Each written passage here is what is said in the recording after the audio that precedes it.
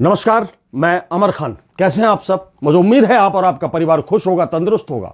मैं हमेशा भगवान से और खुदा से दुआ करता हूं कि आप खुश रहें, तंदुरुस्त रहें और देश की उन्नति में अपना योगदान देते रहें। हमेशा अपने आप को मोटिवेट रखें, समस्याओं से ना घबराएं, संघर्ष करते रहें और जो लक्ष्य आपने जिंदगी में बना रखा है उस लक्ष्य को पाने के लिए संघर्षरत रहें, हमेशा रहें। समस्या है तो समाधान भी है। आज हम बात करते हैं अपने जमाने की सुपरहिट अभिनेत्री, अपने जमाने की ड्रीम गर्ल। आप समझ गए होंगे, हम बात करते हैं हेमा मालिनी की। हेमा मालिनी अपने जमाने में सुपरहिट अभिनेत्री थी। कितनी ही फिल्में, तकरीबन 150 से ज्यादा फिल्मों में उन्होंने काम किया और कितनी सुपरहिट फिल्में उन्होंने हमारे देश को दी हैं। अभी दो दिन पहले हेमा मालिनी, मैं बताना चाहूंगा कि 2014 से लगातार वो भारतीय जनता पार्टी की सांसद है, मेंबर ऑफ पार्लियामेंट है, रिस्पेक्टेड मेंबर ऑफ पार्लियामेंट है। 2 दिन पहले वो महाकुंभ प्रयागराज गई हुई थी। वहां एक सभा, सनातन सभा चल रही थी। उस सभा में, उसमें जब उन्होंने सनातन धर्म के बारे में लोगों को जानकारी दी, मुझे अच्छा लगा कि आप सनातन धर्म के बारे में जानकारी दे रही हैं, लेकिन वो बिल्कुल पढ़कर जो उनको लिख कर दिया गया उस धर्म की, वो सिर्फ लाइनें पढ़ रही थी। उनके दिल और दिमाग में इस तरह की कोई चीज नजर नहीं आ रही थी कि सनातन धर्म के जो पदचिन्ह है, सनातन धर्म जो जिस रास्ते पर चलना सिखाता है, क्या उस रास्ते पर आप चलती हैं? धर्म, सनातन धर्म, उसके बारे में बताने की आपको इतनी जरूरत नहीं पड़ेगी, क्योंकि जो आदमी सनातन धर्म में पैदा हुआ है वो बचपन से ही उसके माँ बाप उसको धर्म की जानकारी देते हैं, उसके गुरु उसको धर्म की जानकारी देते हैं और वो उन जानकारी का पूरी तरह से पालन भी करते हैं और अपने धर्म को अपने साथ लेकर चलते हैं, धर्म का पालन करते हैं, धर्म के बताए हुए रास्ते पर चलते हैं। सवाल यह है कि आप कब से धर्म की जानकारी देने लगी और इतनी दृढ़ता के साथ आपने वो बातें कही कि जैसे लगता है कि जितने सामने बैठे हुए लोग थे वो सनातन धर्म को जानते ही नहीं है, पीछे बैठे हुए लोग थे वो सनातन धर्म को जानते ही नहीं है। सिर्फ आप हैं जो सनातन धर्म को जानती हैं और उसके बारे में लोगों को ये जानकारी दे रही हैं कि हमारा सनातन धर्म ऐसा है, हमारा सनातन धर्म ऐसा है, सबको साथ लेकर चलना सिखाता है, सनातनी ज्ञान है, सनातनी विज्ञान है। बिल्कुल ठीक है, इसमें कोई शक नहीं है। सनातन धर्म अच्छा धर्म है, प्यारा धर्म है और उस पर चलने के लिए हर आदमी को अग्रसित होना चाहिए, चलना चाहिए। धर्म कोई भी दुनिया में गलत नहीं है। यदि आप ये कहें कि मेरा धर्म अच्छा है, वो धर्म गलत है, वो धर्म गलत है, वो धर्म अच्छा है, वो धर्म गलत है, तो यहां आप अपनी जिंदगी में गलत हैं। धर्म हमेशा साथ चलना सिखाता है। सवाल यह है हेमा मालिनी जी आपसे कि आपको 1980 याद है? आपका 1980 जब एक शादीशुदा इंसान से आपको प्रेम हो गया था, प्यार हो गया था, उसके प्यार में पड़ गई थी, उसके 2 बच्चे थे, आप उस वक्त भी सनातनी थीं, उस वक्त भी सनातनी थीं आप, याद रखिएगा इस बात को। आपने सिर्फ और सिर्फ प्यार के लिए, शादी करने के लिए, गौर से सुनना, शादी करने के लिए अपना धर्म छोड़ दिया था। तो आप सनातनी धर्म की उतनी वफादार नहीं हो सकती जितने और लोग हैं, जितने साधु संत हैं, जितने महाकुंभ में गए हुए लोग हैं, श्रद्धालु हैं। आप उतनी वफादार नहीं हैं। उसका कारण है कि आपने सिर्फ और सिर्फ शादी करने के लिए, अपना प्यार पाने के लिए, और वो भी शादीशुदा इंसान। जी हां, मैं बात कर रहा हूं धर्मेंद्र साहब की, सैल्यूट करता हूं उनको मैं। शादीशुदा इंसान धर्मेंद्र से शादी करने के लिए आपने सनातन धर्म छोड़ दिया था और आपने अपना लिया था इस्लाम धर्म, और आपका नाम भी बदल दिया गया था, आपने अपना नाम भी बदल लिया था। आपका नाम रखा गया था आयशा बी और धर्मेंद्र का नाम रखा गया था दिलावर खान। वो पल याद होंगे आपको। सिर्फ शादी करने के लिए आपने सनातन धर्म को छोड़ दिया था। तो आपके दिल और दिमाग में सनातन धर्म की ऐसी बातें कैसे आ सकती हैं? सनातन धर्म पर आप लेक्चर कैसे दे सकती हैं? हर आदमी जो वहां बैठा था, मैं एक बार फिर आपको बताता हूं, हर आदमी जो वहां बैठा था ऐसा लग रहा था कि अज्ञानी है सब, सब कुछ जो पता है सनातन धर्म के बारे में वो आपको ही पता है।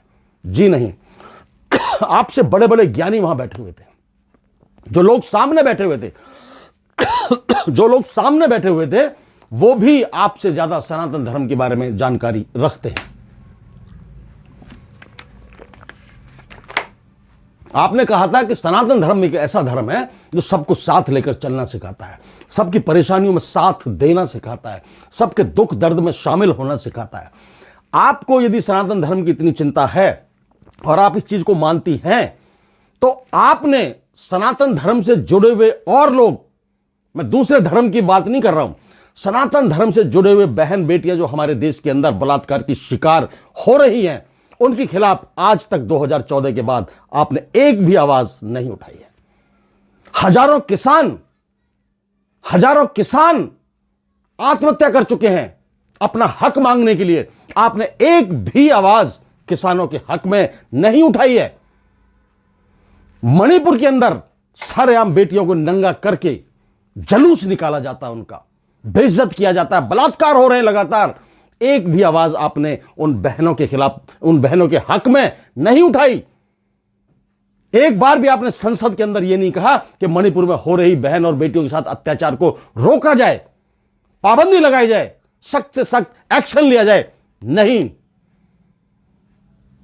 लोग बेरोजगार हो रहे हैं, बेरोजगारी पर आपने एक भी, मैं दूसरे धर्म के लोग हो रहे हैं तो हो हैं, उससे फर्क नहीं पड़ रहा, मैं उसकी बात ही नहीं कर रहा, मैं सनातन धर्म के लोगों की बात कर रहा हूं। जो सनातन धर्म के लोग बेरोजगार हो रहे हैं, उनकी बेरोजगारी के हक में, बेरोजगारी के लिए, उनकी बेरोजगारी दूर करने के लिए क्या आपने एक बार भी आवाज उठाई? पेपर लीक हो रहे हैं लगातार, पेपर लीक हो रहे हैं, उसमें जितने भी सनातन धर्म से जुड़े हुए लोग हैं उनके लिए क्या आपने आवाज उठाई? नहीं उठाई ना। फिर आप सनातन धर्म की ज्ञानी कैसे हो सकती हैं? आपने यह अनाउंस कर दिया है कि जब आपने 1980 के अंदर धर्मेंद्र से शादी की थी, जब इस्लाम धर्म आपने कबूल किया था, क्या इस्लाम धर्म छोड़ दिया आपने? वो वाला छोड़ दिया है क्या? ये दोनों का पालन कर रही हैं अभी? कैसे आदमी, आप पढ़े लिखे, मतलब आप इतनी रिस्पेक्टेड अभिनेत्री रही हैं हिंदुस्तान की, हर आदमी की नजरों में आप आइडियल थी, आप इस तरह की बातें करेंगी? और वो भी एक मौके पर, आज पहली बार मैंने सुना आपको इतने बड़े भाषण देते हुए कि इस तरह की चीजें आप कह रही हैं लोगों से आकर, वो भी एक एक चीज लिख कर लाई हैं ताकि कोई गलत ना हो जाए, और लिख, आपको याद भी नहीं होगा कुछ आपने क्या बोला है, और जो बोला है उन पर आप एक कदम भी नहीं चली होंगी जिंदगी में, आज तक एक कदम भी नहीं चली होंगी। मेरा मतलब यह है कि सनातन धर्म सबको साथ लेकर चलना सिखाता है, सबके दुख दर्द में शामिल होना सिखाता है, और आपको भी यह चाहिए कि आप बहन बेटियों पर हो रहे अत्याचार के खिलाफ आवाज उठाएं, बलात्कारों के खिलाफ आवाज उठाएं, भूखमरी के खिलाफ आवाज उठाएं, बेरोजगारी के खिलाफ आवाज उठाएं, महंगाई के खिलाफ आवाज उठाएं, और किसानों पर जो हो रहे अत्याचार है उनके खिलाफ आवाज उठाएं। देश के कोने कोने में जहां भी सनातनियों पर अत्याचार होते हैं, बहन और बेटियों के बलात्कार होते हैं, गोलियां चलाई जाती हैं, मार दिए जाते हैं, उन सब पर आपको आवाज उठानी चाहिए। स्पेशली मणिपुर पर आपने एक शब्द भी आज तक नहीं बोला है। वही बात मुझे चुभी है, वही बात मुझे टीच करती है कि वो भी सनातनी है, वो भी सनातनी है। जो बहन बेटियां बलात्कार का शिकार हुई हैं, जो दूसरे धर्म से हुई हैं, उनको छोड़ दीजिए, मत उठाइए उनके खिलाफ आवाज, उनके हक में आवाज मत उठाइए। लेकिन जो सनातन से जुड़ी हुई हैं, उन बहन बेटियों के हक में आपको आवाज उठानी चाहिए या नहीं उठानी चाहिए? आप बताइए मुझे। सिर्फ लिख कर लाए, भाषण दे दिया, भाषण पब्लिश हो गया आपका, और आपने मान लिया कि मैं फिर दोबारा से सांसद बन जाऊंगे।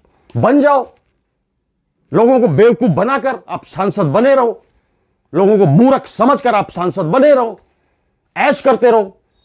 एक दिन भी यदि आपने आवाज उठाई हो देश में हो रहे अत्याचारों पर, जितने भी अत्याचार हो रहे हैं, भुखमरियां हो रही हैं, बलात्कार हो रहे हैं, रेप हो रहे हैं, मतलब बहुत सारी परेशानियां जो लोग भुगत रहे हैं, जो सनातनी लोग भुगत रहे हैं, उनके हक में आपको आवाज उठाने का हक है या नहीं? आप बताइए मुझे,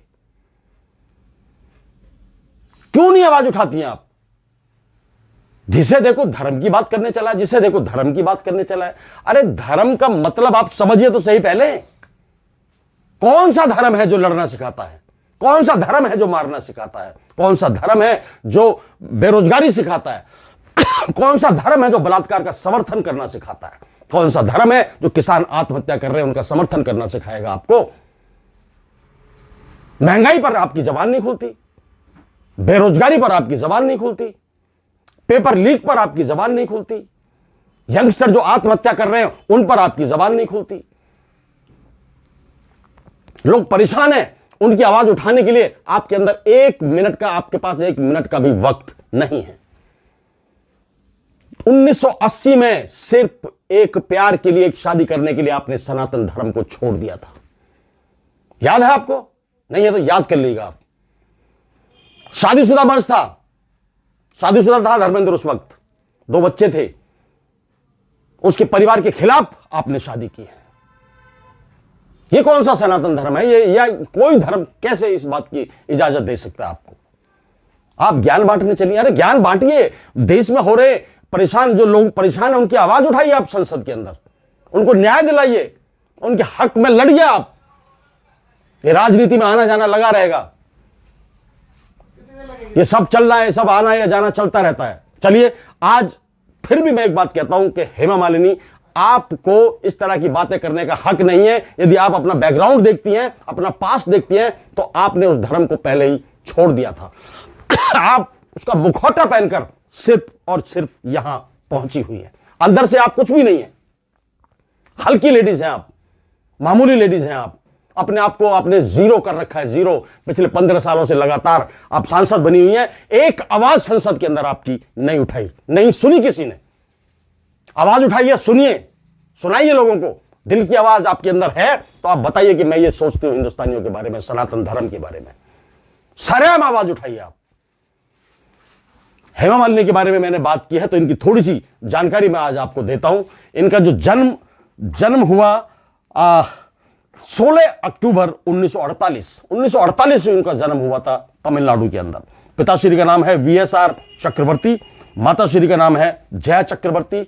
2 बेटी हैं, आहाना देओल और ईशा देओल। विवाह मैंने आपको बता ही दिया, 1980 में इस्लाम धर्म कबूल करने के बाद इन्होंने धर्मेंद्र से विवाह किया था। जय हिंद, जय भारत, नमस्कार।